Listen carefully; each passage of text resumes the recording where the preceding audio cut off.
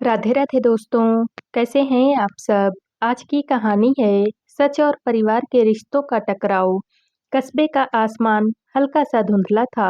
अगस्त की ठंडी ठंडी हवा खिड़की से अंदर आ रही थी। स्कूल से लौटकर आर्या अपने कमरे में बैठी बच्चों की कॉपियां जांच रही थी। यह उसका रोज का काम था। दिन में स्कूल, शाम को घर और रात में किताबें।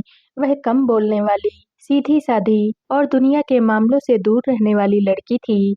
उसी समय दरवाजे पर दस्तक हुई। डाकिया ने पुकारा। आर्या ने उठकर दरवाजा खोला। एक पीला पुराना सा लिफाफा उसके हाथ में थमा दिया गया। आर्या ने लिफाफे को घूरा। उस पर उसका नाम साफ-साफ लिखा था, लेकिन कोई भी पता या प्रेषक का नाम नहीं था। अजीब है, उसने मन ही मन में सोचा। लिफाफा हाथ में लेते ही दिल की धड़कन और तेज हो गई। उसने चाय का प्याला किनारे रखा और धीरे-धीरे उसे खोला। अंदर से एक चिट्ठी और एक पुरानी तस्वीर निकली। तस्वीर में एक 4-5 साल की बच्ची थी और उसके साथ में एक महिला। आर्या का दिल जैसे रुक गया। वो बच्ची हूबहू उसी जैसी दिख रही थी। ये मैं हूँ, चिट्ठी में लिखा था, प्रिय आर्या। तुम्हें बचाने के लिए हमने तुम्हें अपनी बेटी की तरह से पाला, लेकिन तुम्हारे असली माँ-बाप अब भी जिंदा हैं और वो तुम्हारा इंतजार कर रहे हैं। 15 अगस्त को पुराने चर्च आना, सच तुम्हें वहीं मिलेगा। आर्या के हाथ कांप गए। मेरे असली माँ-बाप, पर तो माँ और पापा कौन हैं? कमरे की दीवारें जैसे सिकुड़ने लगी। बचपन की यादें, तस्वीरें, हंसी, सब पर सवाल उठ गया था। उसने तुरंत माँ से बात करने की सोची। रसोई में माँ चाय पका रही थी। माँ, ये देखो, लिफाफा आया है। इसमें लिखा है कि मेरे असली माँ-बाप। माँ का चेहरा एकदम पीला पड़ गया। उन्होंने झट से लिफाफा हाथ से खींच लिया। आर्या, ऐसी बेकार की बातें पढ़ना बंद करो। ये किसी का घटिया मजाक है। पर माँ, बस मैंने कहा ना, इस बारे में एक शब्द भी मत बोलना। आर्या वहीं ठिठक गई। माँ की आंखों में डर और गुस्सा दोनों था। ये वही माँ थी जो कभी उससे नाराज नहीं होती थी, लेकिन आज तो कुछ अलग था। रात भर उसे नींद नहीं आई। वो तस्वीर उसकी आंखों के सामने घूमती रही। कौन थी वो महिला? क्यों लग रही थी जैसे वही उसकी माँ हो? और 15 अगस्त अब बस 3 दिन बाद था। आर्या ने भी तय कर लिया, वो जाएगी, चाहे कुछ भी हो। 15 अगस्त की सुबह थी। आसमान पर बादल भारी होकर छाए हुए थे और हल्की सी बारिश रुक रुक कर गिर रही थी। कस्बे में आज़ादी दिवस का जश्न मनाने के लिए बच्चे झंडे लेकर दौड़ रहे थे, लेकिन आर्या का मन तो कहीं और था। उसने बैग में सिर्फ एक छतरी और वो रहस्यमयी तस्वीर रखी। माँ और पापा को उसने कहा कि उसे स्कूल के कार्यक्रम में जाना है, लेकिन असल में वह पुराने चर्च की ओर निकल पड़ी। पुराना चर्च कस्बे के किनारे बरगद के पेड़ों के बीच में छिपा हुआ था। बचपन में वह कभी-कभार वहां गई थी, लेकिन आज उसके कदम भारी और बेचैन थे। जैसे ही वह चर्च के दरवाजे तक पहुंची, घंटियों की आवाज गूंजी। दरवाजा आधा खुला हुआ था। अंदर का माहौल ठंडा और थोड़ा सा अंधेरा था। लकड़ी की बेंचें, जले हुए मोमबत्तियों की खुशबू और पुरानी दीवारों पर टंगी हुई तस्वीरें, सब मिलकर एक अजीब सी बेचैनी पैदा कर रहे थे। अचानक पीछे से एक धीमी सी आवाज आई, आर्या। वह मुड़ी। एक बुजुर्ग महिला खड़ी थी। उसकी आंखों में नमी थी और चेहरे पर जैसे सालों का दर्द उभरा हुआ था। महिला धीरे धीरे उसके पास में आई और कांपते हाथों से उसके गाल को छुआ। बेटी, 25 साल से तुझे देखने का इंतजार कर रही थी। आर्या का दिल तेजी से धड़कने लगा। आप कौन हैं? महिला की आंखों से आंसू बह निकले। मैं तुम्हारी असली माँ हूँ आर्या। आर्या के कानों में यह वाक्य गूंजता रह गया। उसने हड़बड़ाकर एक कदम पीछे लिया। नहीं, ये झूठ है। मेरी माँ तो घर पर हैं। वो वो महिला ने बैग से एक और पुरानी तस्वीर निकाली। इस बार तस्वीर में वही बच्ची, यानी कि आर्या थी और उसके गले में एक छोटा सा चांदी का लॉकेट था। महिला ने अपने गले से बिल्कुल वैसा ही टूटा हुआ लॉकेट निकाला। ये आधा लॉकेट तेरे गले में था और आधा मेरे पास। उस रात जब तुझे हमसे छीन लिया गया। आर्या के पैरों तले से जमीन खिसकने लगी। किसने? महिला ने कांपते हुए कहा, तेरे अपहरण के पीछे वही लोग हैं जिन्हें तू आज माँ बाप कहती है। बाहर बारिश तेज हो गई थी, लेकिन आर्या के अंदर उससे भी बड़ा तूफान उठ चुका था। महिला की आंखें खाली जगह को घूर रही थी। जैसे कोई पुरानी फिल्म उनके सामने चल रही हो। आर्या, मैं तुझे सब कुछ बताऊंगी, लेकिन तू वादा कर, बीच में टोकना मत। आर्या ने धीरे से हाँ में सिर हिलाया।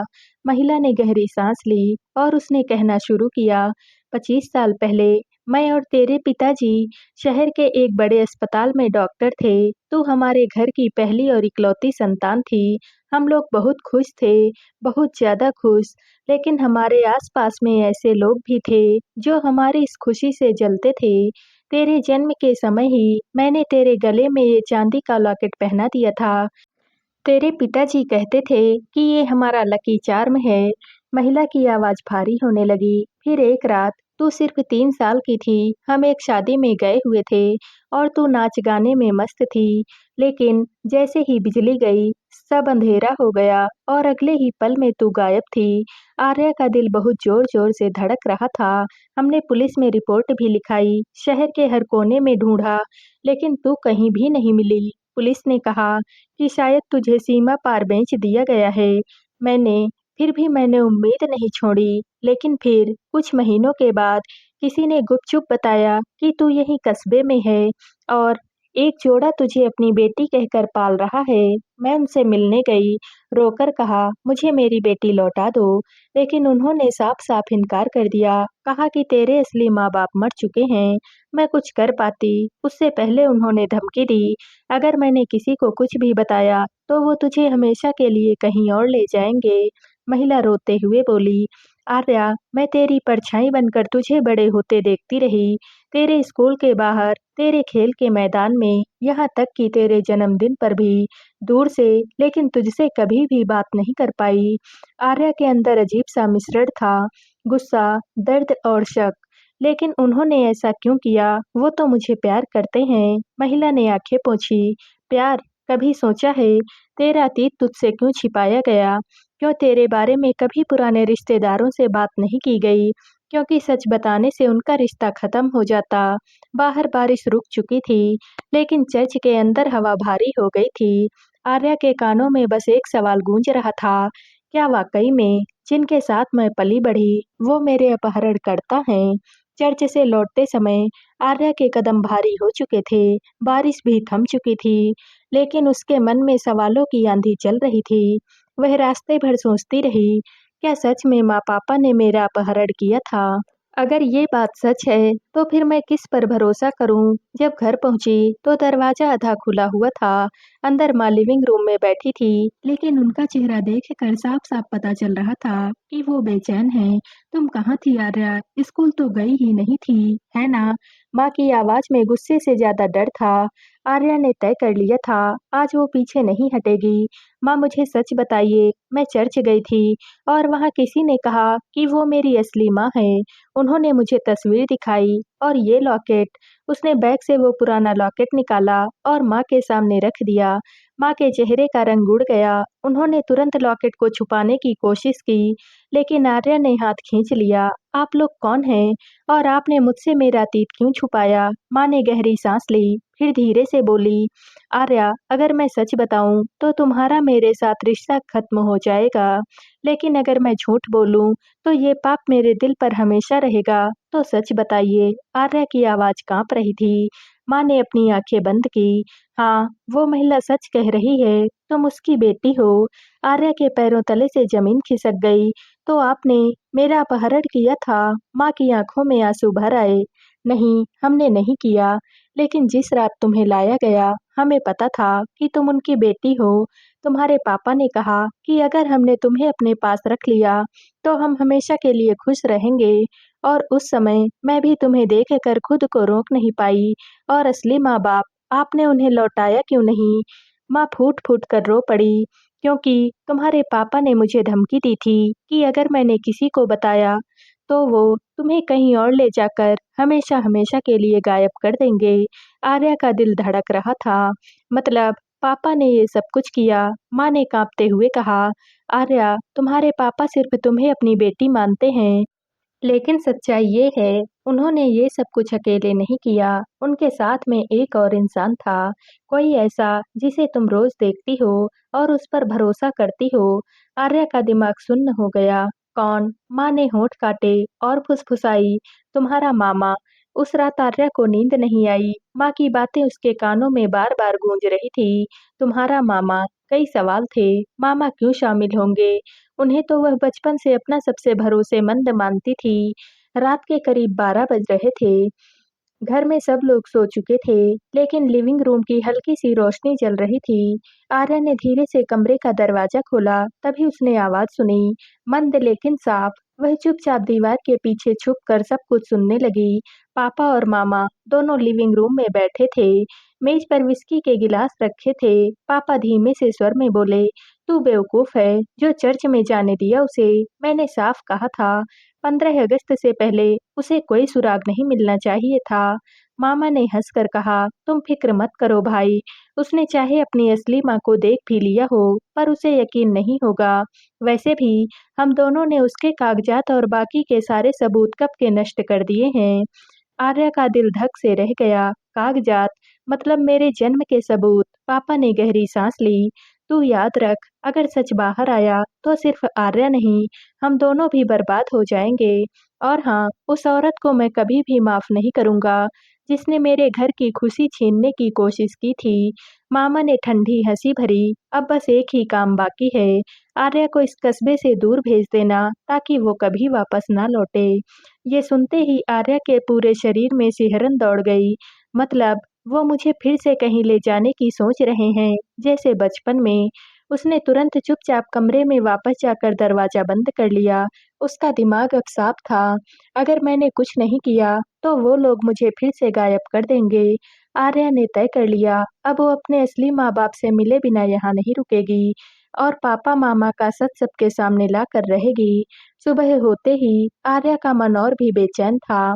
रात की सुनी बातें उसके दिमाग में हथौड़े की तरह बज रही थी। आर्या को इस कस्बे से दूर भेज देना उसने तय कर लिया था। आज ही घर छोड़ना होगा और सीधे अपनी असली माँ के पास जाना होगा। आर्या ने चुपके-चुपके अपना छोटा-सा बैग तैयार किया, कुछ कपड़े, थोड़े से पैसे और वो पुरानी तस्वीर।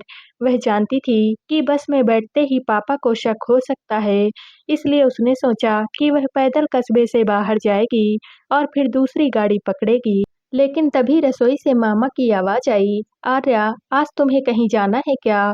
उसकी रीढ़ में ठंडी लहर दौड़ गई। "ना, नहीं तो मामा, बस स्कूल का काम है।" मामा ने हल्की सी मुस्कान दी। "अच्छा, ध्यान रखना, आज पापा को तुम्हारे साथ में कुछ बातें करनी है। शाम को जल्दी से घर आ जाना।" आर्या को यकीन हो गया, मामा को शक हो चुका है। अब उसे और भी सतर्क रहना होगा। दोपहर होते ही उसने मौका देखा। माँ बाजार चली गई थी। पापा किसी काम से बाहर थे और मामा अपने कमरे में सो रहे थे। आर्या धीरे से घर के पिछले दरवाजे से निकली और सकरी गली से होते हुए रेलवे ट्रैक की तरफ बढ़ने लगी। लेकिन चलते-चलते उसका दिल तेजी से धड़कने लगा। पीछे से कदमों की आहट आ रही थी। उसने पीछे मुड़कर देखा। सड़क पर कोई भी नहीं था। शायद मेरा वहम है, उसने सोचा और वह आगे बढ़ी। अचानक से एक जीप उसके पास आकर रुकी। ड्राइवर सीट पर पापा थे और पीछे मामा। पापा की आंखों में गुस्सा और शक दोनों थे। "कहाँ जा रही हो आर्या?" आर्या ने बैग कसकर पकड़ा। "मुझे कुछ काम है।" मामा जीप से उतरे और धीमी आवाज में बोले, "चलो घर चलो, वरना फिर अच्छा नहीं होगा।" आर्या का दिमाग बिजली की तरह से दौड़ने लगा। अगर मैं अभी उनके साथ गई, तो शायद फिर कभी बाहर ना निकल पाऊं। वो अचानक से मुड़ी और पूरी ताकत से भागने लगी। उसके पापा चीखे, "पकड़ो उसे!" बारिश फिर से शुरू हो चुकी थी और गली कीचड़ से भर गई थी। आर्या फिसलते हुए भी भाग रही थी। उसके कानों में बस पापा और मामा की दौड़ती हुई आवाजें ही गूंज रही थी। बारिश भी बहुत तेज हो चुकी थी। गली के दोनों ओर पानी बह रहा था। कीचड़ में फिसलने का डर था, लेकिन आर्या ने पीछे मुड़कर नहीं देखा। उसके कानों में पापा की आवाज गूंज रही थी, "रुको आर्या, रुको आर्या, भागने से कुछ भी नहीं होगा।" मामा की भारी भरकम चाल बारिश के पानी में छपाक-छपाक करती आ रही थी। आर्या ने सकरी गलियों में मोड़ काटा ताकि उनका रास्ता भटक जाए, लेकिन उसे पता था कि पापा इस इलाके को अपने हाथ की लकीरों की तरह से जानते हैं। सामने रेलवे ट्रैक था। उसने सोचा, अगर ट्रैक को पार कर लिया तो मैं पुराने स्टेशन की तरफ जा सकती हूँ। वहां से मुझे कोई भी गाड़ी मिल जाएगी। वह जैसे ही ट्रैक पार करने लगी, दूर से ट्रेन की सीटी बजी, दिल की धड़कन और भी तेज हो गई। पीछे से मामा चिल्लाए, भागो मत, ये तुम्हारे भले के लिए है। आर्या ने ट्रेन के आने से पहले पूरी ताकत से छलांग लगाई और दूसरी तरफ जा गिरी। घुटना छिल गया, लेकिन उसने परवाह नहीं की। दूसरी तरफ एक सुनसान सड़क थी, चारों ओर बरगद और पीपल के पेड़ थे। हवा में सीलन और बारिश की ठंडी गंध। लेकिन तभी एक तेज रोशनी उसके चेहरे पर पड़ी। सामने से एक पुरानी जीप आ रही थी, जिसमें सिर्फ एक ड्राइवर था। जीप उसके पास में आकर रुकी और खिड़की से एक हाथ बाहर निकाला। जल्दी बैठो, वरना वो लोग तुम्हें पकड़ लेंगे। आर्या ने संदेह से देखा। यह एक अजनबी था, लगभग 50 साल का, चेहरे पर दाढ़ी, आंखों में गहराई और जल्दबाजी। आप कौन हैं? समय नहीं है यह सब समझाने का। बस इतना जान लो, मैं तुम्हारी माँ का दोस्त हूँ और अगर मेरी बात नहीं मानी तो अगले 5 मिनट में तुम फिर उसी घर में होगी जहाँ से तुम भागी हो। पीछे से पापा की और मामा की आवाजें पास आती जा रही थी। आर्या ने एक पल को सोचा, फिर बैग कस कर पकड़ा और वह जीप में बैठ गई। ड्राइवर ने तेजी से गाड़ी मोड़ी और बारिश में आगे बढ़ा दी। लेकिन आर्या का मन अब भी सवालों से भरा हुआ था। ये आदमी सच में मेरी मदद कर रहा है या फिर मुझे किसी और जाल में फंसा रहा है। जीप तेज रफ्तार से बारिश भरी सड़क पर दौड़ रही थी। वाइपर लगातार शीशे से पानी हटाने की कोशिश कर रहे थे, लेकिन बाहर की धुंधली दुनिया में सिर्फ रोशनी की लकीरें और पेड़ों की परछाइयां ही नजर आ रही थी। आर्या ने खिड़की से बाहर देखते हुए धीरे से पूछा, आप सच में मेरी माँ को जानते हैं? ड्राइवर ने सिर हिलाया। हाँ, बहुत अच्छे से जानता हूँ, और तुम्हारे पापा को भी, असली वाले को। आर्या का दिल और जोर से धड़कने लगा। आप मेरे पापा को भी जानते हैं? हाँ, तुम्हारे असली पिता और मैं कॉलेज के दोस्त थे। हम दोनों ने साथ में ही पढ़ाई की, फिर उन्होंने शादी की और तुम्हारा जन्म हुआ। लेकिन जिस रात तुम्हें छीना गया, मैं वहीं पर था। आर्या ने तेजी से उसकी तरफ देखा। तो आपने कुछ किया क्यों नहीं? ड्राइवर का चेहरा गंभीर हो गया। किया था, पुलिस में रिपोर्ट भी दी थी, लेकिन तुम्हारे अपहरण में शामिल लोग बहुत ज्यादा ताकतवर थे। उनमें से एक तुम्हारा मौजूदा पापा था और दूसरा तुम्हारा मामा। आर्या की आंखों में गुस्से की लपटें उभर आई। मुझे पता है, माँ ने सब कुछ बताया है। ड्राइवर ने गहरी सांस ली। तुम्हें एक बात और जाननी होगी, तुम्हारे पापा और मामा सिर्फ अपहरण में ही शामिल नहीं थे। उन्होंने तुम्हारे असली पिता को भी बर्बाद करने की साजिश रची थी। आर्या का गला सूख गया। क्या क्या मतलब है तुम्हारा?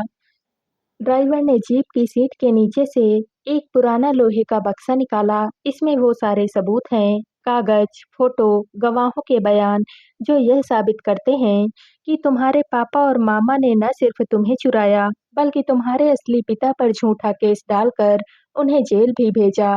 आर्या के होंठ कांपने लगे। तो मेरे असली पापा अभी भी जिंदा हैं? ड्राइवर ने उसकी आंखों में देखा। हाँ, लेकिन वो जेल में हैं, और अगर तुम चाहो तो इन्हें छुड़ाने की लड़ाई हम आज से ही शुरू कर सकते हैं। आर्या के दिमाग में सब कुछ घूमने लगा। सालों का प्यार, झूठ, धोखा, और अब ये सच कि उसके असली पिता उसके लिए तड़पते हुए जेल में हैं। लेकिन तभी पीछे से जीप की हेडलाइट से दिखाई दी। ड्राइव ड्राइवर ने रियर व्यू मिरर में देखा। हमारा पीछा किया जा रहा है। बारिश और भी तेज हो चुकी थी। सड़क पर पानी की धाराएं बह रही थी और जीप की टायरें कीचड़ में फिसल रही थी। पीछे से आती गाड़ी की हेडलाइट्स और पास आती जा रही थी। ड्राइवर ने रियर व्यू मिरर से देखा। तुम्हारे पापा और मामा हैं, और शायद एक और आदमी भी उनके साथ में है। आर्या का दिल अब और जोर से भी धड़कने लगा। अब क्या करेंगे? कस कर बैठो। ड्राइवर ने अचानक से जीप को बाईं ओर मोड़ा और गाड़ी कच्चे रास्ते पर उतर गई। टायर पानी से भरे गड्ढों में उछल रहे थे, लेकिन पीछा करने वाले हार मानने के मूड में नहीं थे। पीछे से मामा की आवाज गूंजी, आर्या, बस भी करो ये पागलपन, लौट आओ, वरना अंजाम बहुत ज्यादा बुरा होगा। आर्या की आंखों में डर नहीं, आज गुस्सा था। उसने सीट के नीचे से एक लोहे की रॉड निकाली। अगर वो पास आए तो मैं फिर चुप नहीं बैठूंगी। ड्राइवर ने हल्की सी मुस्कान दी। यही हिम्मत चाहिए, लेकिन याद रखना, मारना आखिरी चारा है। अचानक पीछा करने वाली जीप ने उनकी गाड़ी को साइड से टक्कर मारी। झटका इतना जोरदार था कि आर्या का सिर लगभग खिड़की से टकरा गया। ड्राइवर ने तुरंत स्टीयरिंग संभाला, लेकिन सड़क संकरी हो गई थी। दोनों तरफ बहुत घना जंगल था। हम जंगल में जा रहे हैं? आर्या ने घबरा कर पूछा। हाँ, यहाँ हमारी गाड़ी तो फिसलेगी, लेकिन उनकी और भी ज्यादा। कुछ मिनटों के बाद आगे रास्ता दो हिस्सों में बट गया। ड्राइवर ने जीप को दाईं तरफ मोड़ा, लेकिन पीछा करने वाली जीप भी उसी तरफ मुड़ गई। न बारिश की बूंदों के बीच इंजन की आवाज और गाड़ियों के टायरों की चीख सुनाई दे रही थी। फिर अचानक पीछे से एक और जोरदार टक्कर हुई। इस बार ड्राइवर का संतुलन बिगड़ गया और उनकी जीप सड़क से उतरकर एक ढलान की तरफ फिसलने लगी। पकड़ो खुद को! ड्राइवर चिल्लाया। जीप लुढ़कते-लुढ़कते नीचे जा गिरी और कीचड़ में अटक गई। पीछा करने वाली गाड़ी ऊपर रुक गई। पापा और मामा बाहर निकले, हाथों में लाठियां और एक पिस्तौल लिए हुए। पापा ने ठंडी आवाज में कहा, आर्या ये आखिरी मौका है, हमारे साथ चलो। आर्या ने रॉड कसकर पकड़ी, उसकी आंखें सीधे पापा की आंखों में थी। अब कभी नहीं। बरसात की बूंदें अब और भी भारी हो चुकी थी। ऊपर खड़ी गाड़ी की हेडलाइट्स उनके चेहरों पर चमक रही थी, जैसे किसी अदृश्य मंच पर नाटक का आखिरी सीन चल रहा हो। पापा ने पिस्तौल का निशाना आर्या पर साधा। तुम समझ क्यों नहीं रही हो? ये सब तुम्हारे भले के लिए ही है। आर्या की आवाज कड़ी थी। भला? माँ को मारना, सच छुपाना और मुझे पिंजरे में बंद करना, यह सब कुछ तुम्हारा भला है? तो मामा बीच में ही बोल पड़े, बहुत हो गया, खींचो इसे। वो कीचड़ में उतरकर आर्या की तरफ बढ़ने लगे, लेकिन ड्राइवर ने उनकी राह रोक दी। पहले मुझसे गुजरना होगा। पापा ने बिना चेतावनी के गोली चला दी। धाएं! गोलियों की गूंज बारिश की आवाज को चीर गई। ड्राइवर का कंधा छिल गया, लेकिन वो पीछे नहीं हटे। उन्होंने पूरी ताकत से मामा को धक्का दिया, जिससे वो फिसल कर कीचड़ में गिर पड़े। आर्या ने मौका देखकर अपने पापा के हाथ पर रॉड मारी। पिस्तौल उनके हाथ से छूटकर नीचे गिर गई। सबकी नजर पिस्तौल पर थी। ड्राइवर ने लपक कर पिस्तौल उठाई और पापा की तरफ घुमाई। अब खेल खत्म हुआ, लेकिन जंगल की तरफ से अचानक एक और गोली चली। धाएं! पिस्तौल ड्राइवर के हाथ से छूट गई और अंधेरे में एक अनजान शख्स की परछाई नजर आई। वो आवाज आई, आर्या भागो, आर्या भागो। आर्या ने चौंक कर देखा तो वो उसकी माँ थी, भीगी हुई, घायल, लेकिन जिंदा। पापा और मामा के चेहरे पर डर जम गया। ये असंभव है, पापा बुदबुदाए। बारिश और भी तेज हो गई थी। बिजली की चमक में आर्या ने अपनी माँ का चेहरा साफ-साफ देखा, थका हुआ, घायल, लेकिन जिंदा। उसके होंठ कांप रहे थे। माँ आप? लेकिन पापा ने कहा था।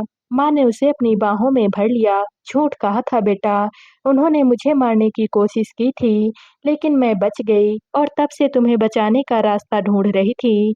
पापा का चेहरा गुस्से और हैरानी से लाल था। तुम यहाँ तक पहुँच भी गई, लेकिन अब ये नाटक खत्म हुआ। उन्होंने फिर से पिस्तौल उठाई, लेकिन इस बार माँ की नजरें ठंडी और अडिग थी। अगर तुमने गोली चलाई तो पुलिस को वो सबूत मिल जाएगा जो तुम्हें जिंदगी भर जेल में सड़ाएगा। माँ ने कहा और अपनी गीली जैकेट की जेब से एक पेन ड्राइव निकाली। ड्राइवर ने उसे तुरंत पकड़ लिया। ये वही है जिसमें तुम्हारे सारे अपराध रिकॉर्ड हैं, ब्लैकमेल, धोखाधड़ी और हत्या का प्रयास। मामा हंसने लगे। पुलिस तक ये पहुंचेगा ही नहीं। उन्होंने अचानक से अपनी जेब से चाकू निकाला और ड्राइवर पर झपट पड़े। अचानक चारों तरफ अफरा तफरी मच गई। पापा पिस्तौल ताने, मामा चाकू लिए हुए और ड्राइवर दोनों को रोकने की कोशिश में थे। माँ ने आर्या का हाथ पकड़ा। चलो अभी। वे दोनों कीचड़ से भागते हुए जंगल के अंदर घुस गई, लेकिन पीछे से पापा की आवाज आई, आर्या तू मेरी बेटी है और मुझसे कोई भी नहीं छीन सकता है। जंगल की अंधेरी पगडंडी पर दौड़ते हुए माँ ने फुसफुसाकर कहा, हमें झील तक पहुंचना होगा, वहां कोई हमारा इंतजार कर रहा है। आर्या ने बड़ी ही हैरानी से पूछा, कौन? माँ ने बस इतना कहा, वो जो सच जानता है और जो हमें इस खेल से बाहर निकाल सकता है। जंगल की पगडंडियों पर पानी की धाराएं बह रही थी।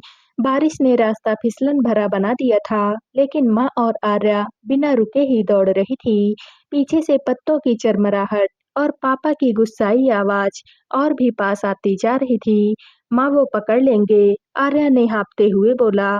बस थोड़ा सा और बेटा, झील सामने ही है।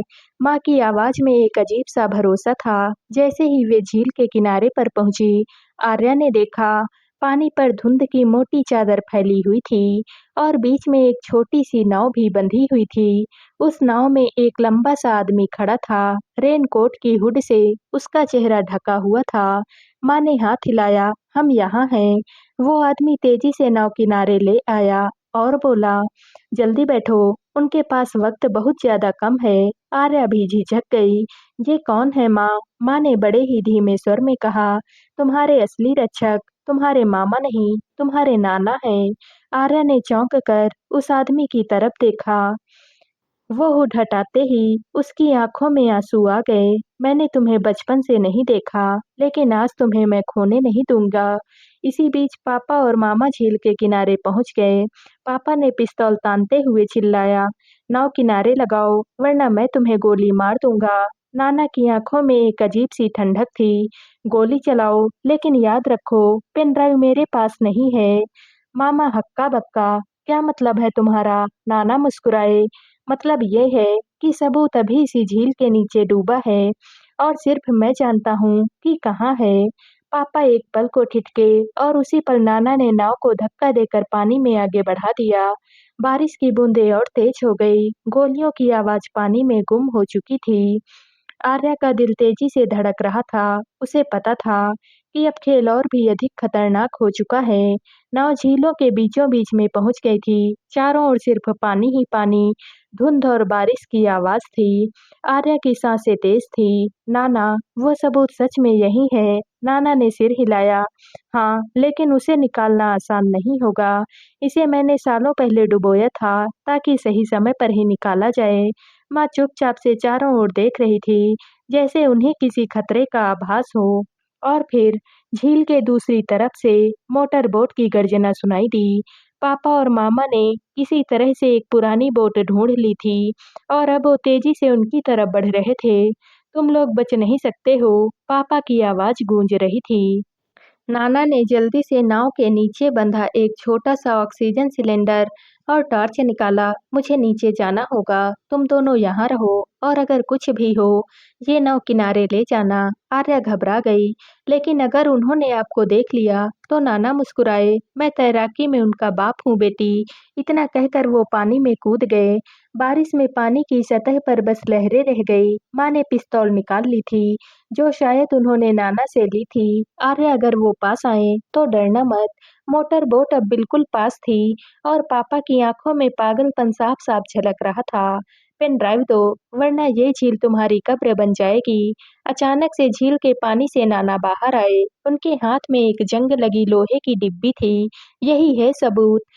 मामा ने झपट कर छलांग लगाई, लेकिन माँ ने पिस्तौल तान दी। एक कदम और गोली सीधी तुम्हारे दिल में जाएगी। पापा ने पिस्तौल उठाई ही थी कि अचानक से पुलिस की सायरन की आवाज सुनाई दी। किनारे पर कई नावें आ चुकी थी।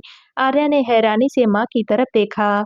ये सब कैसे? माँ की आंखों में हल्की सी मुस्कान थी। बेटा, झील में उतरने से पहले मैंने एक कॉल कर दी थी और अब खेल खत्म। पुलिस की नाव जैसे ही पास पहुंची, पापा और मामा के चेहरे का रंग उड़ गया।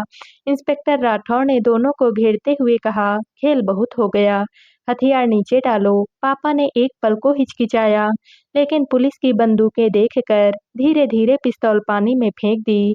मामा ने भी चाकू छोड़ दिया, लेकिन उनकी आंखों में अब भी नफरत की आग थी। दोनों को हथकड़ियों में जकड़कर किनारे ले जाया गया। बारिश अब थमने लगी थी और आसमान में हल्की सुनहरी रोशनी फैल रही थी, जैसे प्रकृति भी कह रही हो, अब अंधेरा खत्म होने वाला है। नाना ने उस जंग लगी डिब्बी को धीरे से खोला। अंदर एक पुरानी लेकिन सुरक्षित वाटरप्रूफ पाउच थी। पाउच के अंदर वही पेन ड्राइव थी जिसके लिए इतना ज्यादा खून खराबा हुआ था। माँ ने उसे इंस्पेक्टर को थमाते हुए कहा, इसमें वो सब रिकॉर्डिंग है जो मेरे पति के असली चेहरे को साबित करेंगी। बिजनेस डील में धोखाधड़ी, काले धन का लेन देन और मेरी हत्या की कोशिश का वीडियो भी। इंस्पेक्टर ने पेन ड्राइव सुरक्षित जेब में रखी। ये सब कोर्ट में पेश होगा। अब इन दोनों को लंबा हिसाब देना पड़ेगा। आर्या चुपचाप से माँ को देख रही थी। माँ, आपने ये सब कैसे झेला? माँ ने उसके बाल सहलाते हुए कहा, जब सच का साथ हो तो डर खुद ही हार जाता है। नाना ने हंसकर जोड़ा, और थोड़ी-सी चालाकी भी ज़रूरी होती है। किनारे से पुलिस की गाड़ी में पापा और मामा को ले जाया जा रहा था। पापा ने एक आखिरी बार आर्या की तरफ देखा, लेकिन इस बार उसमें पितृत्व नहीं, सिर्फ हार और पछतावा था। झील की लहरें भी अब शांत थी, जैसे उस दिन की कहानी यहीं खत्म हो रही हो। लेकिन आर्या जानती थी, ये अंत नहीं, बल्कि एक नई शुरुआत है। 6 महीने के बाद दिल्ली की एक बड़ी कोर्ट में जज की गंभीर आवाज गूंजी। सभी सबूतों और गवाहों के आधार पर अदालत आरोपी मोहित मल्होत्रा और विकास मल्होत्रा को आजीवन कारावास की सजा सुनाती है। पापा और मामा के चेहरे पर सदमे और गुस्से का मिला-जुला रंग था। आर्या ने माँ का हाथ कसकर थाम लिया। माँ की आंखों में आंसू थे, लेकिन इन आंसुओं में डर नहीं, सिर्फ और सिर्फ जीत की चमक थी। बाहर निकलते ही नाना ने मुस्कुराते हुए कहा, चलो अब जिंदगी का असली पन्ना पलटते हैं। शाम को तीनों फिर से उसी झील के किनारे पहुंचे। हल्की हवा चल रही थी, पानी में डूबते सूरज का लाल रंग फैला था।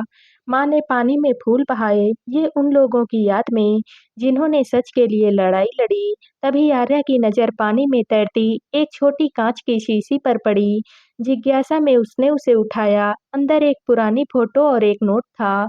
अगर ये तुम्हारे हाथ लगे तो समझो कहानी अभी खत्म नहीं हुई। आर्या ने माँ और नाना की तरफ देखा। तीनों की आंखों में एक ही सवाल था, ये किसने छोड़ा? दूर झील के किनारे एक काली जैकेट पहने आदमी मुस्कुरा रहा था और धीरे धीरे धुंध में गुम हो गया। झील की लहरें फिर से तेज होने लगी, मानो कह रही हूँ अभी और भी राज बाकी हैं। तो दोस्तों, आप सबको यह कहानी कैसी लगी कमेंट करके ज़रूर बताइएगा और वीडियो को लाइक व शेयर कीजिएगा। दोस्तों, अगर आप इस चैनल पर नए हैं और अब तक आपने हमारे चैनल को सब्सक्राइब नहीं किया है तो प्लीज़ और कहानियों से जुड़ने के लिए हमारे चैनल को सब्सक्राइब कर लीजिएगा। साथ ही साथ वीडियो को हाइप भी कर दीजिएगा। कल मिलते हैं एक और नई कहानी के साथ। आप सभी का बहुत बहुत धन्यवाद।